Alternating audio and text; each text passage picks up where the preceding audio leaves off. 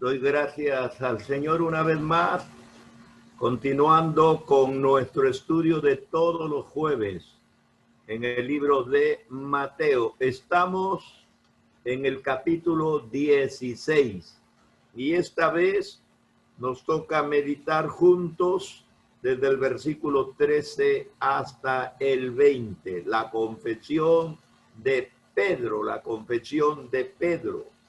Dice la palabra del Señor, Mateo 16, 13.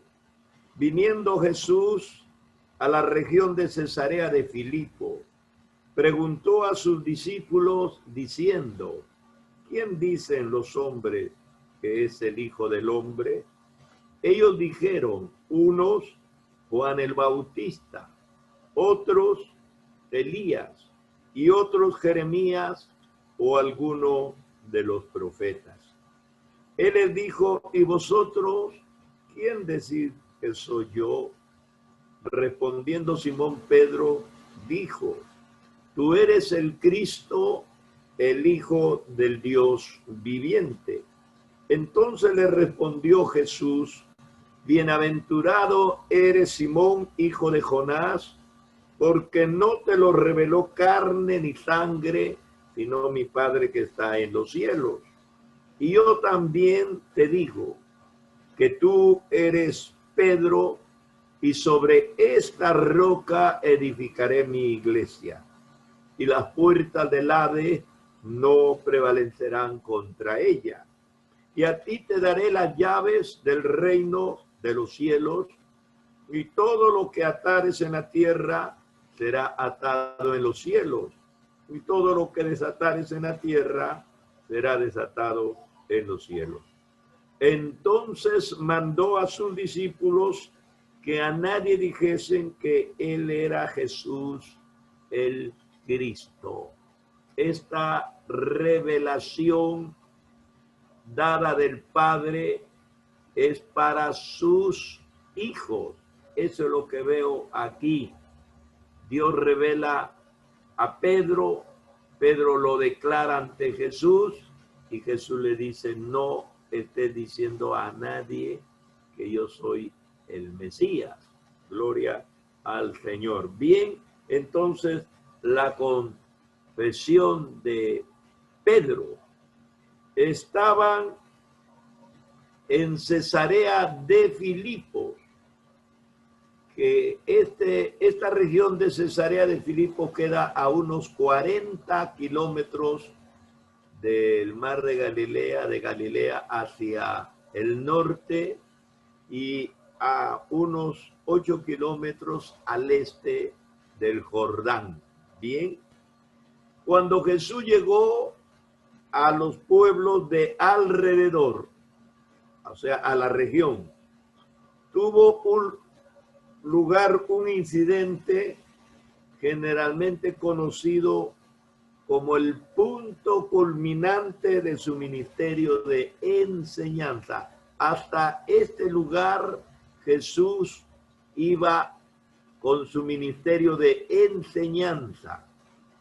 Hasta este momento él había estado conduciendo a sus discípulos a un verdadero entendimiento de lo que él era, de su persona, una revelación que nadie los tenía más clara y directa que los discípulos que estuvieron cerca de él. Entonces, habiendo conseguido esto, el Señor dirigió su rostro, su mirada, su objetivo de forma resuelta hacia la cruz. En realidad, él había venido para morir en la cruz. Y estos 3 años y medio le habían servido para establecer las bases de las personas que iban a continuar con la obra que él había venido a establecer. Así que en este lugar de Cesarea de Filipo se da el punto de quiebre.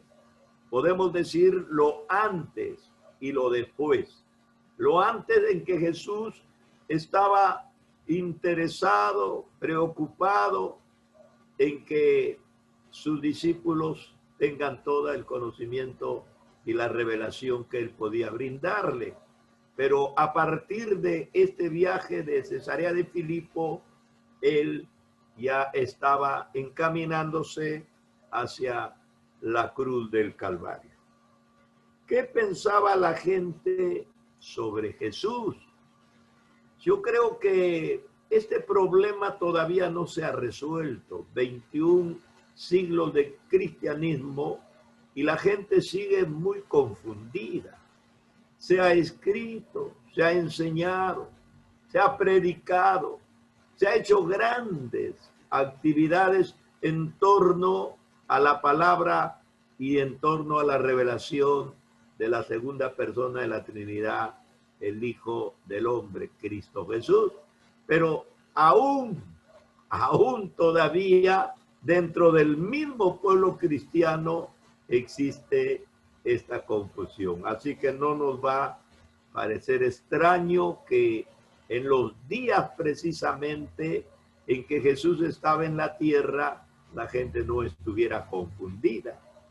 Así que comenzó preguntando a sus discípulos qué decían los hombres acerca de la identidad de él. Y dicen los hombres, es el Hijo del Hombre. Sus discípulos contestaron, unos dicen que es Juan el Bautista, otros dicen que eres Elías, otros dicen que eres Jeremías o alguno de los otros profetas. Entonces, el concepto que ellos tenían de Jesús era muy confuso. No sabían con quién identificarlo. Muchos creían que Jesús era Juan el Bautista que había resucitado. Herodes mismo, que había ejecutado a Juan el Bautista, creía que Jesús era que Juan había resucitado, ¿no? Entonces, había una gran confusión. Para la gente, Jesús no era más que uno entre tantos, como que no les interesaba. Ellos se acercaban para ver los milagros, escuchar la palabra, la mayoría contradecían, como que no aceptaban, no encuadraba en el mensaje, según ellos, de la Torá, de las escrituras del Antiguo Testamento. Entonces había reacciones diversas. Así que la gente decía, bueno, él es bueno, buen maestro, enseña, predica, pero no es el mejor. Seguro que va a venir uno mejor. Otros dicen era grande, pero no el supremo, no era el más grande de todos. Era un profeta, sí, cualquiera de los profetas, pero no el profeta anunciado por las Escrituras. Así que esta perspectiva de la mayoría nunca podría haber mejorado. Y estoy repitiendo de nuevo que 21 siglos después del cristianismo, la confusión todavía no se aclara del todo. Sin embargo, tenemos que entender que si Jesús fuese solo otro hombre, nada más que hombre, él tendría que haber sido un falsario, un impostor, un mentiroso. ¿Por qué? Porque él afirmaba ser igual a Dios Padre. Eso es lo que en sus palabras dejaba entrever, y la gente por eso es que decía, demonio tiene, no es normal. Jesús en ningún momento se dirigió como si él fuera un hombre cualquiera. Estaba dispuesto a perdonar, estaba dispuesto a declarar. Él dijo, yo soy la vida, yo soy. Él dijo, yo soy la luz. Él dijo, yo soy el buen pastor.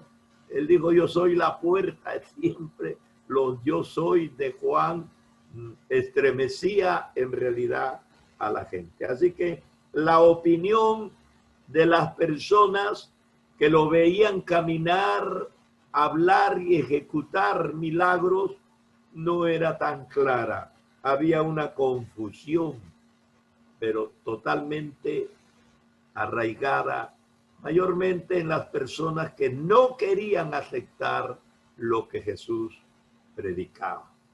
Ahora, lo importante, yo siempre he dicho, la confusión afuera es normal. La gente no convertida puede tener 1000 preguntas sin ninguna respuesta. Y a mí nunca me fastidió cuando alguna persona inconversa decía cosas que no concuerdan con la realidad de Cristo. ¿Por qué? Porque en el fondo se cumple lo que dice la Biblia.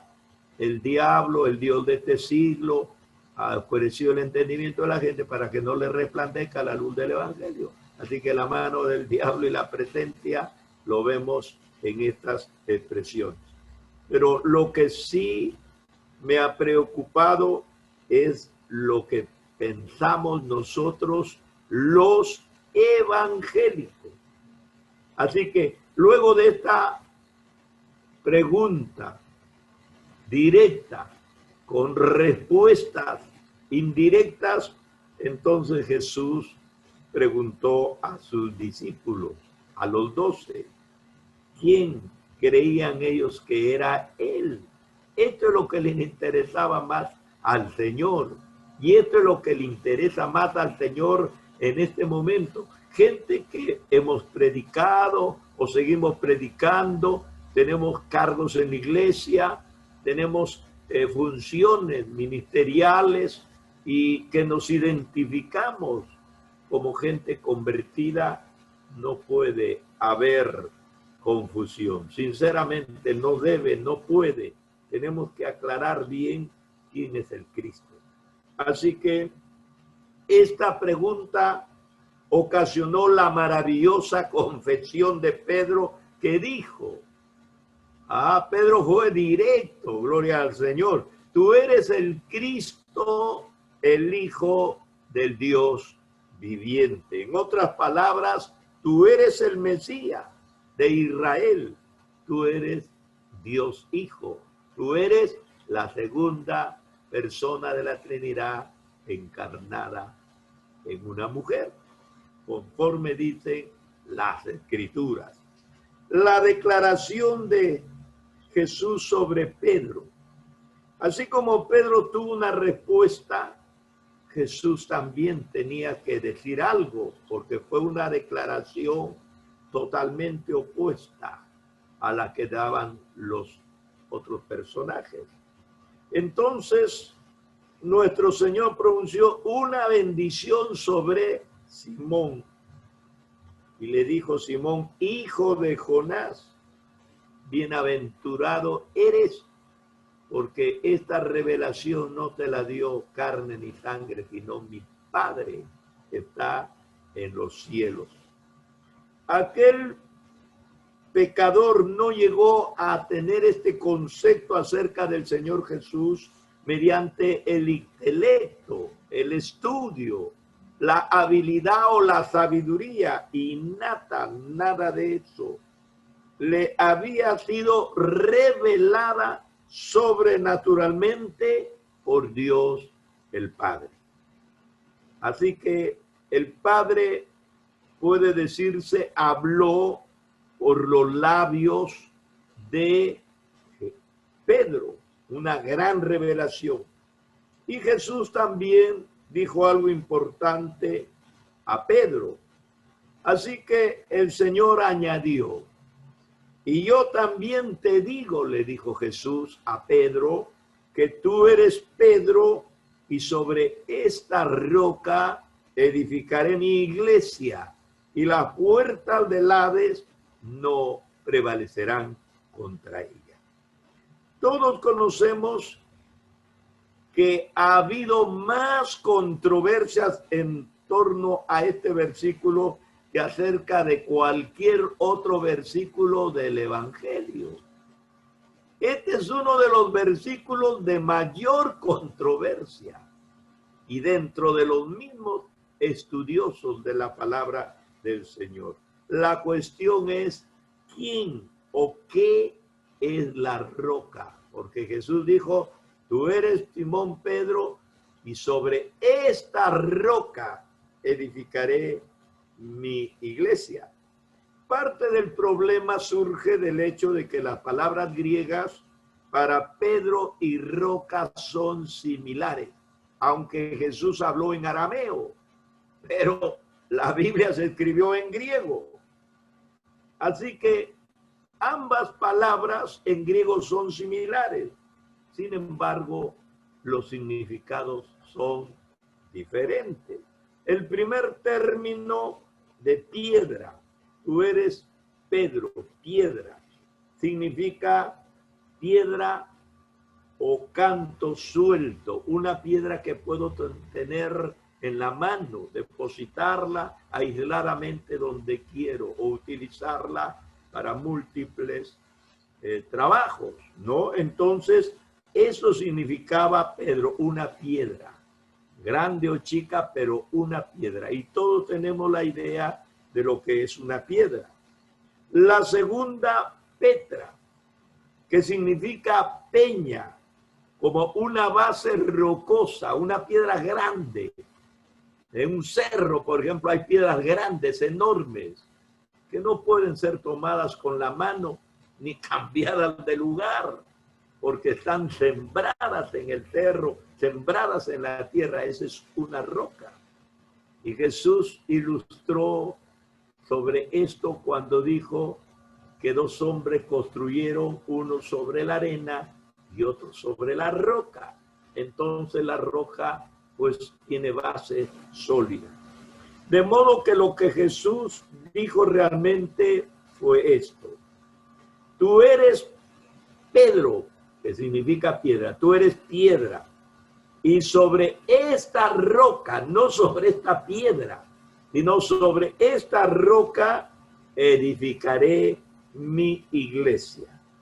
No dijo que edificaría su iglesia sobre una piedra, sino sobre una roca. Imagínense si Cristo hubiera fundado su iglesia sobre un hombre que ya murió, sobre un hombre que tenía una personalidad un poco controversial. Y lo vemos a Pedro en Antioquía teniendo problemas con Pablo. Y Pablo le dice, tu actitud es totalmente hipócrita. Lo vemos a Pedro en el capítulo 10, esto está en el capítulo 13, no, pero lo vemos a Pedro en el capítulo 10, está en la casa de Cornelio, y cuando él llega dice, bueno, yo no sé para qué me han hecho venir, díganmelo ustedes. Así, con todo la capacidad espiritual que tenía, este hombre seguía siendo solamente un hombre. Ahora imagínense fundar todo un edificio, un sistema de siglos que trasunta a la eternidad sobre un hombre tan débil o una piedra tan chiquita. Así que si Pedro no es la roca, entonces ¿quién es la roca?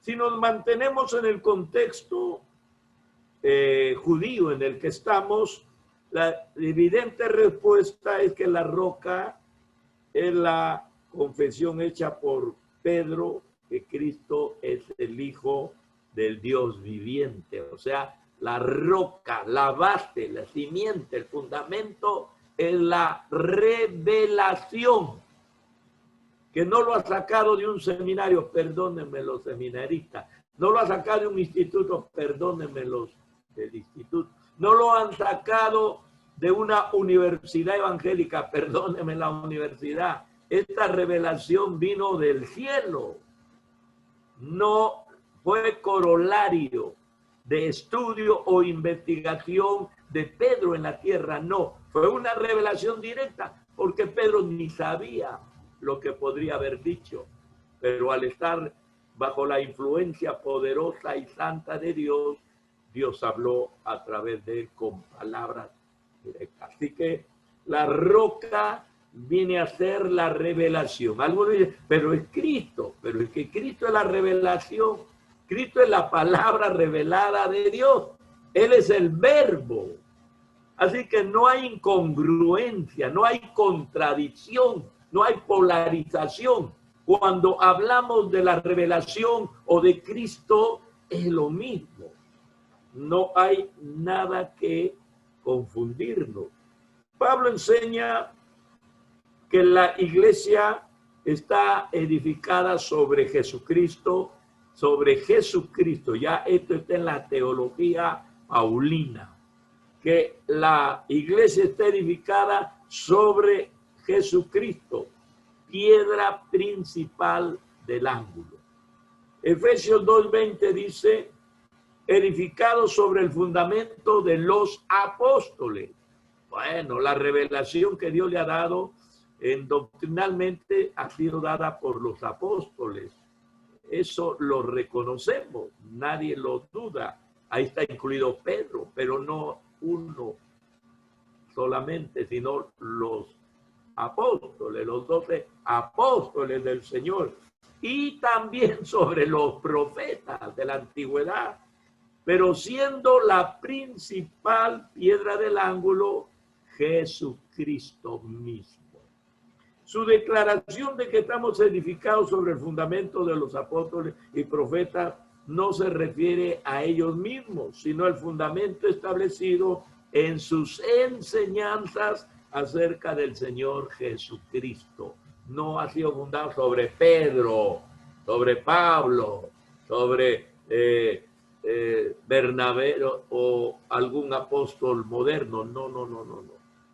Ni de los antiguos ni de los modernos. Ni de los 12 ni de los que vinieron.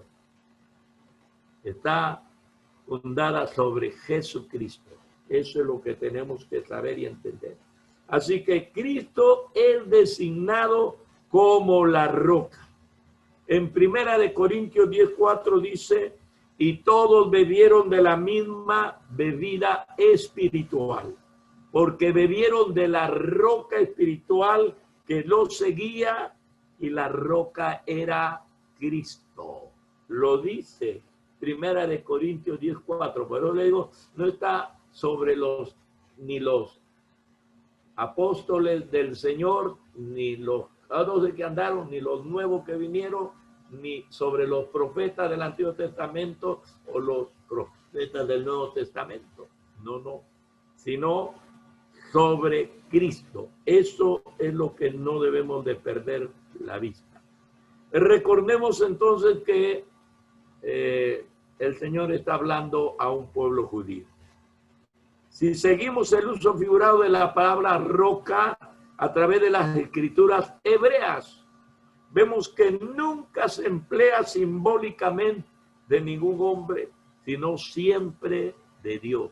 La roca en la Biblia, hermenéuticamente, los estudiosos de la palabra saben que no se lo han designado a un hombre, sino era la designación al Dios mismo. Así que lo mismo aquí en Cesarea de Filipo, no es sobre Pedro que se edificara la iglesia. Jesús tomó la antigua ilustración hebrea de ellos sobre la roca y siempre tomándolo como símbolo de la deidad, símbolo de Dios.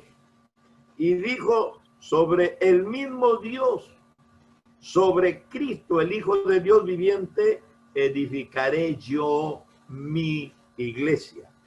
Nunca se refirió a sí mismo Pedro, jamás se refirió a sí mismo como el fundamento de la iglesia. Eso son enseñanzas primeramente extrabíblicas y segundo, primer siglo. Segundo, tercero, cuarto comienzan cuando los obispos comienzan en conflicto.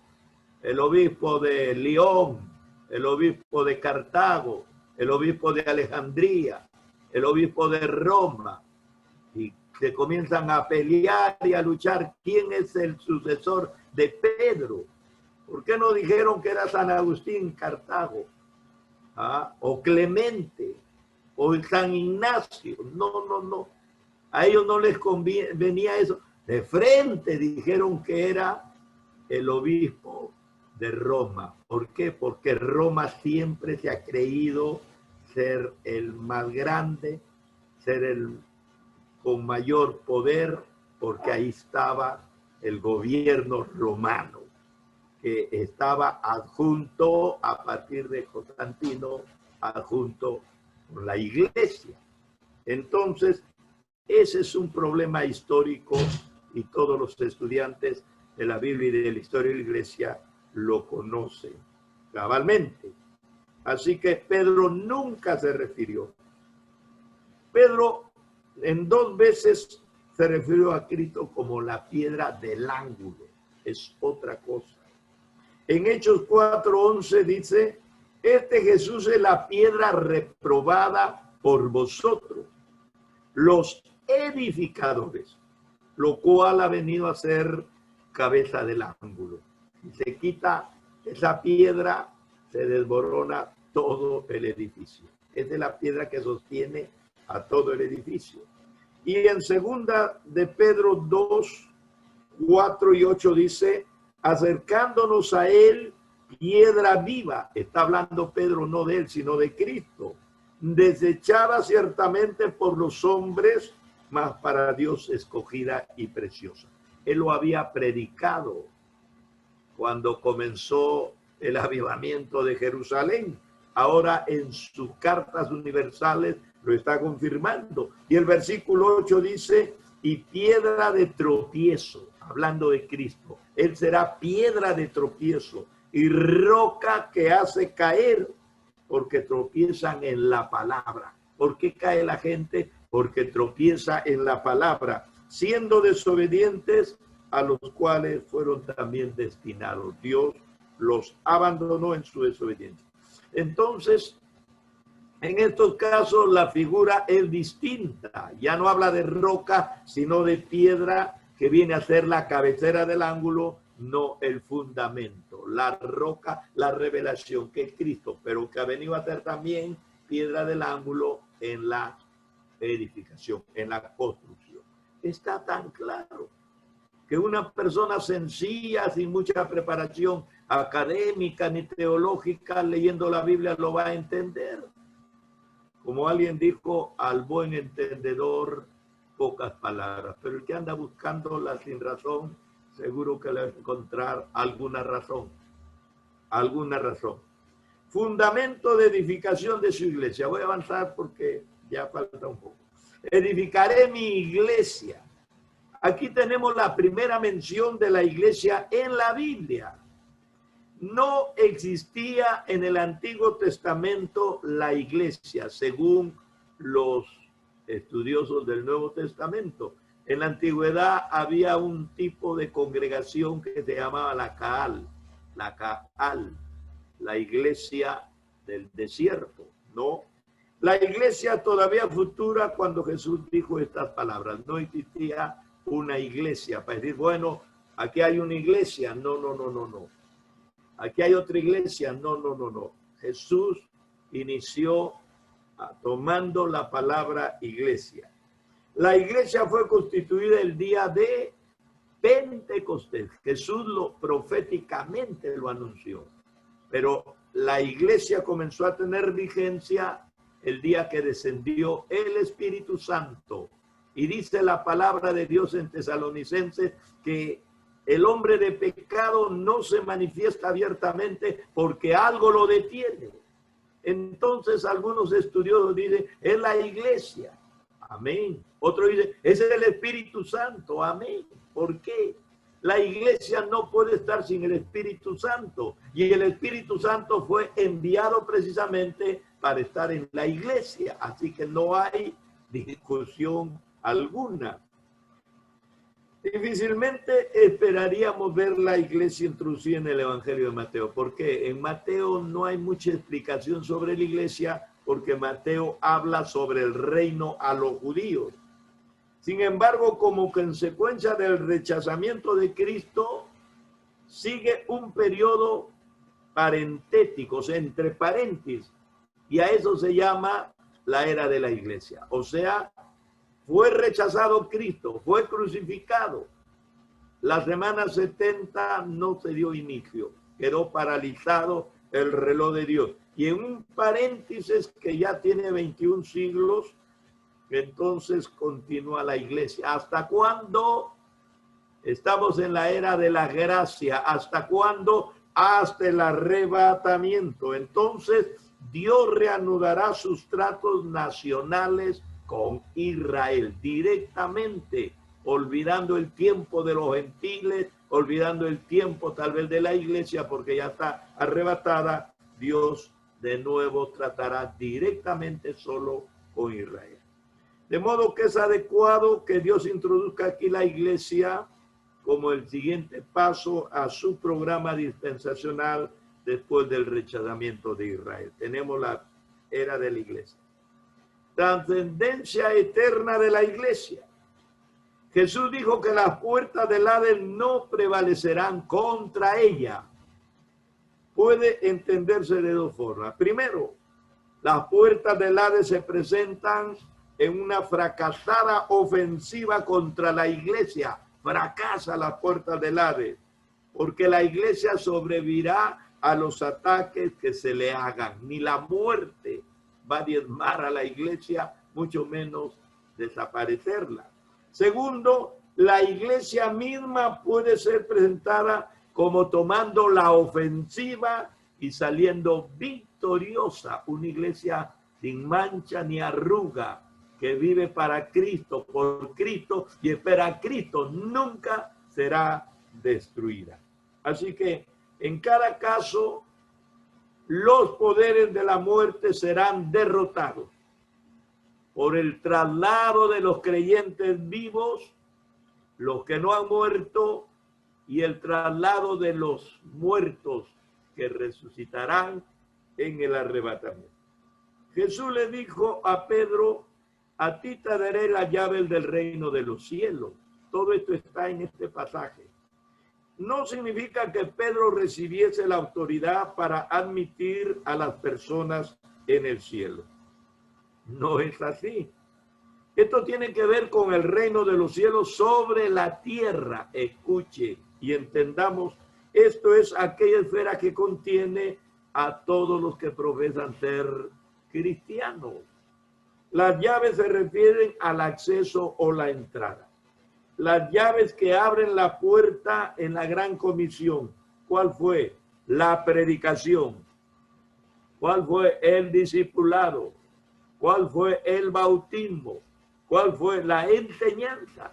Estas son las llaves que abren la puerta para el reino de Dios en la tierra. Usted va a entrar a la iglesia a partir de la conversión, el ser discipulado, el acudir al bautismo y el dejarse enseñar para guardar todas las cosas.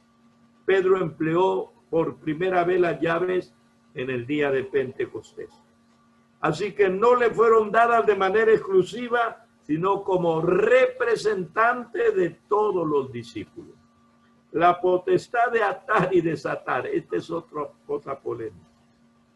Jesús dijo en Mateo 18, 18, ya no en Mateo 16, sino 18, 18. De cierto os digo que todo lo que atéis en la tierra será atado en el cielo, y todo lo que desatéis en la tierra será desatado en el cielo. Jesús le da la misma promesa que le dio a Pedro, no a él directamente, sino a todos ellos. Aquí está hablando en plural. En el capítulo 16 en singular. Juan 20, 23. Esto está más entendible. A quienes remitieren los pecados, les son remitidos. Y a quienes les retuvieras, les serán retenidos. Este versículo entonces se emplea a veces para enseñar que Pedro y sus supuestos sucesores recibieron la autoridad de perdonar pecados. Pero sabemos que no es así. Solo Dios puede perdonar pecados. Hay dos maneras de comprender este versículo. Primero, puede significar que los apóstoles tienen un poder para atar y desatar que no poseemos en la actualidad. Eso hay que reconocerlo. la autoridad apostólica. Yo escuché hace poco a un predicador moderno que se llama apóstol, empleando el poder apostólico, pero lo hizo de una forma tan horrible, tan fuera de la palabra, que en realidad no tenía nada que ver con la autoridad de un apóstol, inclusive empleando palabras altisonantes que no es digno ni es posible repetir. Por ejemplo, Pedro, cuando se enfrenta a Ananías y Zafira, su esposa, que le miente, él toma la autoridad apostólica. Ahí vemos. El caso de Pablo en el capítulo 5, versículo del 1 al 10, Hechos 5, del 1 al 10, dice, el capítulo 15, mientras que Pablo desató al hombre disciplinado en Corinto, o esto está, disculpen, en segunda de Corintios 2:10, efectivamente, ya. Entonces, ahí hay el caso, en el capítulo 5, hay el caso de un hombre que anda con su madrastra. Y Pablo emplea la autoridad apostólica y dice que lo entreguen a Satanás. Ajá. Pero en el capítulo 2 y versículo 10 del libro de 2 de Corintios, Pablo perdona al ofensor. Al que vosotros perdonáis, la iglesia lo perdonó, yo también lo perdono, porque también dice, lo he perdonado. Por vosotros lo he hecho en presencia de Cristo. O sea, esa es la actitud de perdonar las ofensas que alguien me puede cometer directamente a uno, ¿no? Todos los apóstoles ataban o desataban en la tierra, tiene que haber sido ya desatado o atado en el cielo. El cielo, no los apóstoles. En el cielo, los apóstoles están en el suelo, en la tierra. Entonces, se inicia todo acto de atar y desatar mientras que los apóstoles anuncian estas cosas. Ellos van bajo autoridad delegada, diciendo y haciendo lo que el Espíritu les dice que digan y hagan, y en el cielo se va autentificando la autoridad como que verdaderamente esta persona es enviada. Segundo, la única forma en que este versículo es cierto hoy es que es un sentido declarativo, solamente declarativo. Cuando un pecador se arrepiente de sus pecados y recibe a Jesucristo como Señor y Salvador, un cristiano, el predicador, el pastor o cualquier persona que le está ministrando puede declarar que los pecados de esa persona han sido perdonados. Él no lo está perdonando, lo está declarando. Cuando un pecador rechaza al Salvador, el obrero cristiano puede declarar que sus pecados están retenidos, no han sido confesados y de ellos va a tener que dar cuenta en el futuro. Así que siempre que la iglesia actúa en nombre del Señor y hace verdaderamente su voluntad en la tierra, Dios pone su sello sobre las acciones de ella, porque estamos siendo representantes del Señor y en su nombre estamos dando la palabra y la autoridad no está en nosotros, la autoridad está en el nombre del Señor. Gloria a Dios. Bien, terminamos entonces este estudio. En realidad es un estudio complicado que ojalá se pueda y los que me están escuchando lo puedan predicar aisladamente, porque hay muchas cosas que decir que demanda mucho tiempo. Así que otra vez hallamos al Señor Jesús mandando a sus discípulos que no digan a nadie que Él era el Mesías. Como cuando sanaba, le decía, anda al sacerdote, muéstrate y no digas a nadie nada. ¿Por qué? Debido a la incredulidad de Israel, no se lograría ningún bien con tal revelación. Así que, como dijo el Señor, no echéis las perlas a los cerdos. Por el contrario, podría darse un movimiento popular de quererle coronar como rey. Era una acción, por supuesto, que no se dio, pero si se hubiera dado hubiera sido muy inoportuna, porque los romanos no lo habrían permitido. Y Jesús no había venido para pelearse ni destronar a los romanos, él había venido para destronar al diablo que tenía sujeto al hombre desde el primer hombre llamado Adán. Así que aquel día en Cesarea de Filipo marca el punto culminante de los evangelios. La corriente popularidad que parecía en los primeros momentos de Jesús pronto iba a quedar atrás. La sombra ahora avanza ¿hacia dónde? Hacia la cruz. Y en Cesarea Jesús estuvo, por decirlo así, en la línea divisoria, antes y después. Fue como una cumbre desde la que él podía ver detrás de sí todo el camino que habían dado y podía ver también el camino que le restaba andar.